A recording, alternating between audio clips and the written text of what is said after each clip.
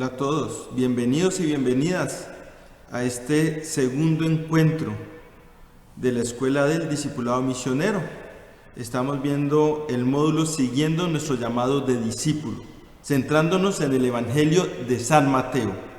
Bienvenidos y bienvenidas. Hoy vamos a trabajar dos temas de nuestra cartilla, el tema 2 y el tema 3 específicamente. He tratado de unirlos porque creo que tienen gran relación entre ellos. Se pueden trabajar juntos. Vamos a trabajar el tema 2 y el tema 3 respectivamente, que se llaman en su cartilla, para los que la tienen en sus hogares, el 2, el llamado de los primeros discípulos, y el tema 3, el seguimiento y vocación de los discípulos de Jesús. No podemos trabajar de manera separada llamado y vocación, llamado y seguimiento. Vamos a enfocarlos hoy en este encuentro, a enfocarnos en los dos elementos primordiales del discipulado. Primero vamos a hablar un poquito de qué es ser discípulo. Vamos a hablar un poco de esa palabra, explicar esa palabra para que la entendamos y la interioricemos, para después entrar a estudiar algunos textos bíblicos que nos van a permitir descubrir y profundizar en esta experiencia del discipulado. ¿Qué es ser discípulo? ¿Qué implicaciones tiene? ¿Qué características debe tener un discípulo? ¿Cómo Jesús llama? En ese espíritu y en esa intención de crecer en nuestro seguimiento de Jesús a través de nuestro discipulado misionero, vamos a iniciar con alegría y con esperanza, pidiéndole al Espíritu Santo que nos ilumine, que llegue a nuestros corazones, que abra nuestro entendimiento para comprender mejor el misterio de Dios, y que llegue a nuestros corazones y nos dé la fuerza para seguir. Lo primero es preguntarnos, ¿qué es el discipulado? ¿Qué características tiene un discípulo? ¿Qué significa ser discípulo? Y vamos a entender que en el Evangelio de Mateo se distingue claramente entre dos dimensiones, dos realidades complementarias que no son opuestas. En el Evangelio de San Mateo se habla de discípulos y se habla de apóstoles.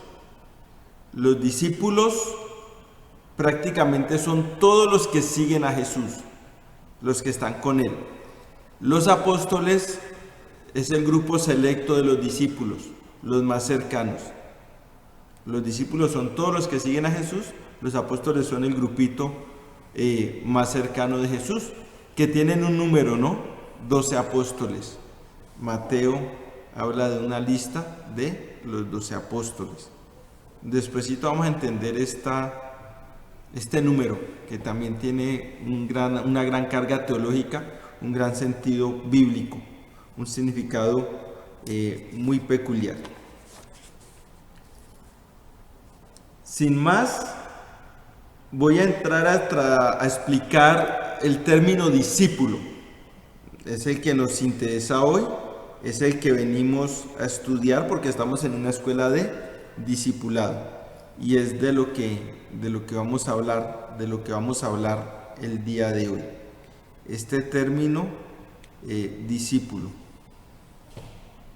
es un término interesante y tiene varios posibles orígenes. El origen de una palabra se llama etimología. Tiene dos etimologías que son muy compartidas y muy aceptadas.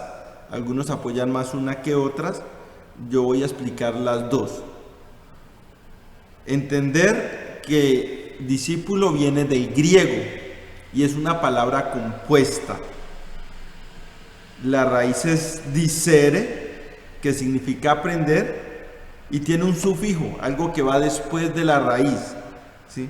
El sufijo es el que encuentra discusión. Para muchos la raíz es disere, para todos la raíz es disere, que significa aprender, el que aprende o el que se deja enseñar, pero la terminación es la que causa polémica. Para algunos la terminación es ulus, que es un diminutivo, significa pequeño. Ulus significa pequeño. Entonces discípulo sería en este sentido el pequeño que se deja enseñar o el pequeño que aprende. Ejemplos de palabras que terminan en ulus como diminutivos. Óvulo. El óvulo significaría un huevo pequeño. Párvulo es la expresión que usan para los niños. Los niños pequeños, cuando son pequeños, son párvulos. Cálculo, lo que le da a muchas personas en los riñones, en algunas partes del cuerpo, los cálculos. Cálculo significaría literalmente piedrecilla o piedrita pequeña o piedra pequeña. Entonces, si la raíz es disere, aprender, y la terminación es ulus, discipulus sería el pequeño que aprende. Para muchos especialistas en griego dicen que no tendría sentido, pero para nosotros que estamos viendo el tema de Jesús y de su proyecto, sí tiene mucho sentido, porque Jesús dice que el reino de Dios es de los pequeños. Hay que ser como un pequeño, como un niño, para entrar en el reino de Dios.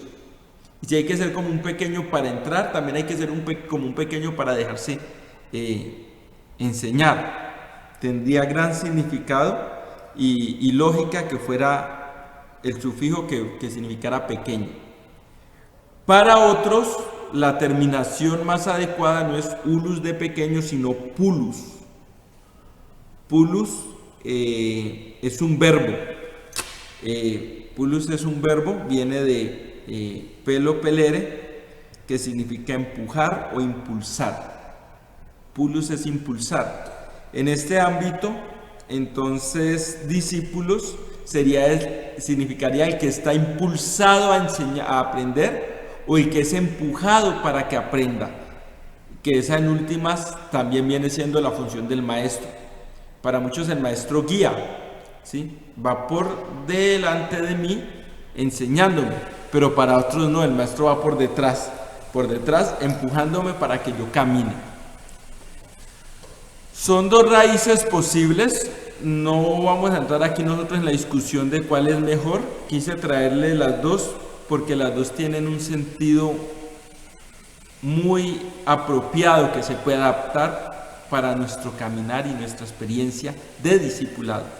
Ustedes se pueden ver, o nosotros, voy a incluirme ahí, nos podemos ver hoy como pequeños que aprendemos a los pies del maestro, porque de los que son pequeños es el reino de Dios. O nos podemos ver también hoy como personas que están siendo empujadas por Jesús, ¿sí? Pero es un empuje con amor, para que caminemos hacia la construcción del reino de los cielos, para que caminemos hacia su proyecto. Ustedes mirarán con cuál de las dos definiciones se quedan, para que la empiecen a aplicar en su vida y empiecen a configurarse como verdaderos discípulos de Jesús. Después de entender este término, vamos a mirar ya propiamente los temas. Vamos a centrarnos en el 2, el llamado de los primeros discípulos. Una experiencia de fe, una experiencia de amor. Para esto vamos a utilizar un texto bíblico, pues estamos trabajando Mateo, capítulo 4, versículos 18 al 22. Voy a leerlo con el permiso de ustedes. Esta perícopa, las perícopas son los fragmentos, los pequeños titulitos que hay en la Biblia, en las Biblias. Esta perícopa, en mi Biblia también se llama los primeros discípulos. No sé en las suyas qué nombre puedan de pronto aparecer. Dice así, capítulo 4, versículos 18 al 22. Pasando junto al lago de Galilea, vio a dos hombres, Simón, llamado Pedro, y su hermano Andrés, que estaban echando la red en el lago, pues eran pescadores. Y les dijo: vengan conmigo y los haré pescadores de hombres. Ellos dejaron inmediatamente las redes y lo siguieron. Más adelante vio a otros dos hermanos, Santiago, el de Zebedeo, y su hermano Juan, que estaban en la barca con su padre Zebedeo, reparando las redes. Los llamó también, y ellos, dejándolo, inmediatamente siguieron a Jesús.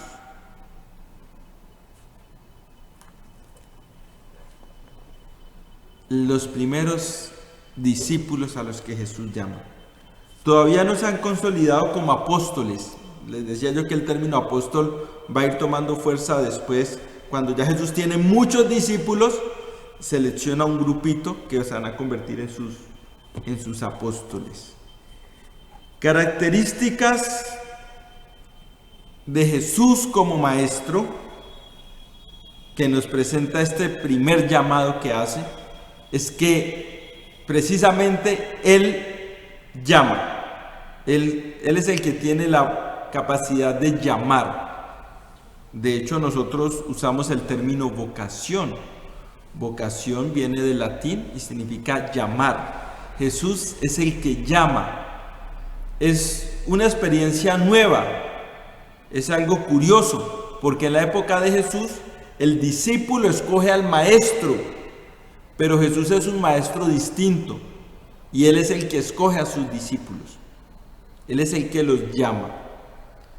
Primera experiencia del discipulado, el maestro es el que nos llama. Mira hacia atrás, mira en tu vida y trata de descubrir en qué momento el maestro te está llamando, en qué momento el maestro te llamó. Mira hacia atrás, descubrir, repensar, recordar nuestra vocación, nuestro llamado, es una experiencia indispensable en nuestro camino misionero, en nuestro camino de discipulado. Esa puede ser una tarea para esta semana, descubrir en qué momento me llamó Jesús, descubrir cómo me llamó Jesús. La segunda experiencia que nos da este texto bíblico, que no es menos importante, es la respuesta de los discípulos, que vamos a mirar a continuación. Sin antes hacer mención a una condición que muchos piensan, que muchos tienen ese interrogante, y es: ¿por qué Jesús empieza a llamar ahora? ¿Por qué no llama antes? Y lo que nos damos cuenta es que todas las condiciones se dan para que Jesús empiece su camino de anuncio y proclamación del reino, para que Jesús empiece su misión. Los que saben un poco han descubierto que para la cultura de Jesús, desde los 14, 15 años, cuando los niños hacían el rito del Mar Bisbak, se convertían en hombres, pero llegaban a ser considerados como adultos o como mayores, por no decir como sabios, después de los 30 años. Después de los 30 años de edad, el hombre ya era tenido en cuenta y era escuchado, porque ya tenía un camino de vida recorrido, ya tenía una experiencia en la vida, en la fe. Antes era considerado un muchacho, En la Biblia está muy bien marcadas las características del muchacho al hombre en la literatura sapiencial. Jesús ya cumple los 30 años, primero. Segundo, ya se ha hecho bautizar. Esto es despuesito del bautismo. Ya tiene el Espíritu en él que lo impulsa a hacer su misión. Como maestro, Jesús ya está listo. Y por eso empieza a llamar a sus discípulos.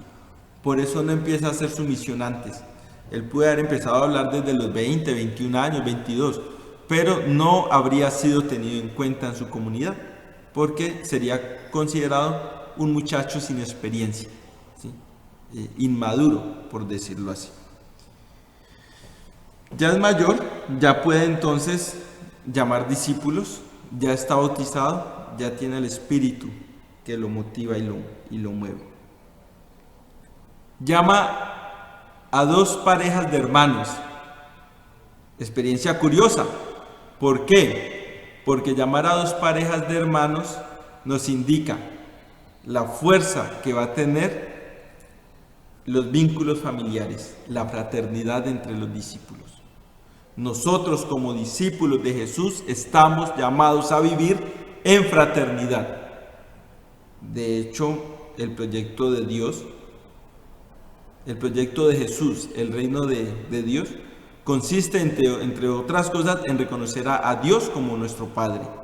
Y si Dios es nuestro Padre, nosotros debemos ser hermanos. Llama a dos parejas de hermanos.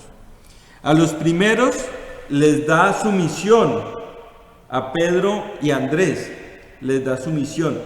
Vengan que los haré pescadores de hombres. En el versículo 19, los haré pescadores de hombres. Y ellos inmediatamente los siguen. Los haré pescadores de hombres tiene una connotación también muy significativa, porque es que ya ellos eran pescadores, lo que indica que Jesús, cuando nos llama, no parte de cero, nuestra misión no parte de cero. Él toma todo lo que sabemos, Él toma todo lo que somos, todo lo que hemos aprendido en nuestra vida y lo transforma para que nos convirtamos en sus discípulos. No es como muchos piensan, que dicen, no, Jesús te llama y todo lo que usted hizo de aquí para atrás no sirve, usted era malo. No. Jesús coge nuestro ser y todas nuestras fuerzas, todas nuestras potencialidades, todas nuestras cualidades, las magnifica en el amor para que nos convirtamos en discípulos. Por eso hay que darle gracias a Dios por lo que hemos vivido, lo que hemos hecho bien, lo que hemos hecho mal, para lo que somos buenos y para lo que somos malos. La otra pareja de hermanos va a ser muy querida para nosotros. Juan, el discípulo que Jesús tanto amaba, aparece en el Evangelio de Juan, escribe su propio Evangelio, escribe cartas después. Y Santiago. Santiago es significativo para nosotros porque nuestra ciudad está bajo el patronazgo de Santiago Apóstol, ¿sí? De Santiago el Mayor. Nosotros, Cali fue fundada en la fiesta de Santiago Apóstol, por eso se llama Santiago de Cali, por si no lo sabían. A ellos están con su padre, reparando redes, y Jesús los llama, a los dos. Y los dos dejan a su padre, ellos dejaron inmediatamente la barca y a su padre, y los siguieron. Los dos dejaron a su padre y los siguieron. Dejar a su barca significa dejar el oficio que estaban haciendo hasta ese momento. Indicación curiosa que nos permite reconocer cómo para seguir a Jesús hay que dejarlo todo. Dejar todo atrás significa cambiar. Jesús nos transforma de lo que hemos vivido, se vale de nuestra experiencia, pero nuestra respuesta debe ser caminar hacia Él y seguirlo. Este texto entonces de los primeros discípulos nos va dando claves en nuestro seguimiento, nos va dando pistas en nuestro caminar de discipulado. El tema número 3 en nuestro módulo, en nuestra cartilla, se titula El seguimiento y la vocación de los discípulos de Jesús. Está en Mateo capítulo 8, seguimiento y la vocación de los discípulos de Jesús. Vamos a mirarlo. Voy a leerlo, lo encontramos capítulo 8, versículos 18 al 23. El fragmento va hasta el 22, pero vamos a leer el versículo siguiente. Dice así: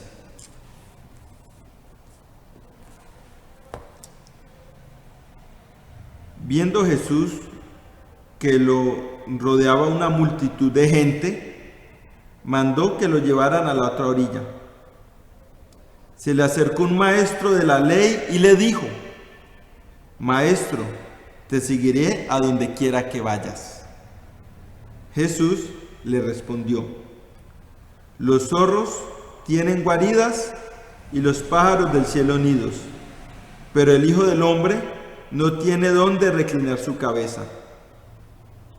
Otro de sus discípulos le dijo: Señor, deja primero que vaya a enterrar a mi padre. Jesús le dijo: sígueme y deja que los muertos entierren a sus muertos. Jesús subió a una barca y sus discípulos lo siguieron. Los dos discípulos que se le acercan lo siguen. Él les da respuestas contradictorias. El Hijo del Hombre no tiene dónde recostar su cabeza. Deja que los muertos entierren a sus muertos. Podrían parecernos respuestas chocantes, un poco arrogantes. Pero nos dan claves que nos sirven para interpretar cuáles son las pautas misioneras, cuáles son las actitudes del discípulo que Jesús quiere. Primero, el riesgo de una vida libre de ataduras y de seguridades, una vida libre del poder, una vida libre de la esclavitud que nos da la seguridad de tener cosas. Queremos acaparar. Jesús dice: el Hijo del Hombre no tiene nada, sus discípulos tampoco deben tenerlo. Basado en textos como este, seguramente es que las comunidades religiosas y de vida consagrada hacen sus votos de pobreza, ¿no? De renunciar a los bienes materiales. La segunda cualidad o característica que Jesús trata de enseñar, y es la disponibilidad para la misión, sin calcular los riesgos ni las condiciones de que la vida exija. Estar disponibles para la misión. No quiero que vaya, deje que los muertos entierren a sus muertos, tranquilo. Usted venga y me sigue. Ahorita vamos a explicar un poco mejor eso. Y la tercera cualidad del discipulado que Jesús quizás quiere enseñarnos o que nos muestra estos textos es que el seguimiento debe ser inmediato. Jesús se fue en su barca y ellos se fueron con él. 3 cualidades del discípulo: desapego a las seguridades materiales, al tener, disponibilidad para la misión sin calcular los riesgos, deje que los muertos entierren a sus muertos, y inmediatez en el seguimiento. El término que Jesús utiliza para hablar de él mismo es Hijo del Hombre. Utiliza el término Hijo del Hombre. Es un término empleado ampliamente en el Antiguo Testamento para hablar del Mesías. Vamos a mirar cómo en el libro del profeta Daniel aparece. Capítulo 7, versículos 13 y 14. Voy a leerlo. Daniel, capítulo 7, versículo 13 y 14. Daniel 7, 13 y 14. Dice así para hablar del Hijo del Hombre: seguí yo contemplando estas visiones nocturnas y vi que sobre las nubes del cielo venía alguien semejante a un hijo de hombre. Se dirigió hacia el anciano y fue conducido ante su presencia. Se le dio poder, gloria y reino, y todo el pueblo y las naciones y todas las lenguas lo servían.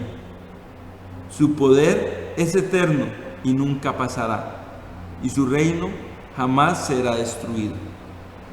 una visión del Mesías, el Hijo del Hombre. ¿Qué significa esta expresión, el Hijo del Hombre? Jesús se autorrevela y se autoproclama a Él como el Mesías, de una manera muy sutil, y los discípulos van reconociendo eso.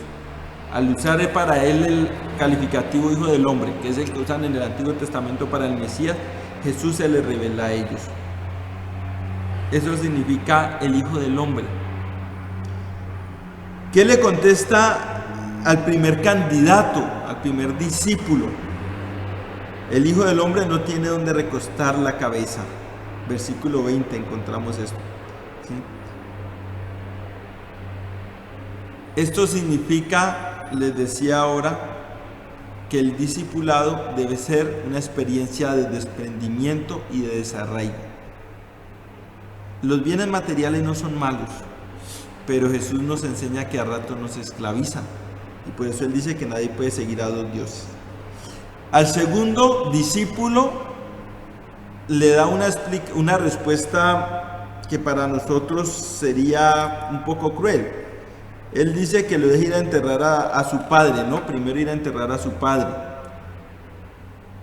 Su petición no es que su papá está muerto y que lo vaya a enterrar, no. Implica que él quiere estar en su casa hasta que sus padres falten. Ahí lo están atando no bienes materiales, sino personas. ¿Cuántas veces personas nos atan y no nos dejan seguir a Jesús? ¿Sí? Ir a enterrar a su padre no es irlo y meterlo en un hueco, sino que es ir y estar con él hasta que su padre falte, hasta que su padre fallezca. Y Jesús le dice: deja que los muertos entierren a sus muertos, por eso no te preocupes. ¿Por qué? Pues los que confían su horizonte en esta vida mortal, que se ocupen de enterrar a los muertos, ¿sí? Ellos serán enterrados, pero Jesús nos llama a confiar nuestro horizonte, tener nuestra esperanza en un horizonte escatológico, en un horizonte en el que la muerte no tendrá más poder sobre la vida. Con estas cualidades de discípulo, de discipulado que hemos trabajado hoy, los invito para que sigan fortaleciendo su fe y para que puedan descubrir en qué momento los está llamando Jesús, en qué momento los llamó Jesús, y así poder dar una respuesta como Jesús se la merece. Que el Espíritu Santo los ilumine y los guíe en este camino de discipulado misionero. Feliz día para todos y para todas.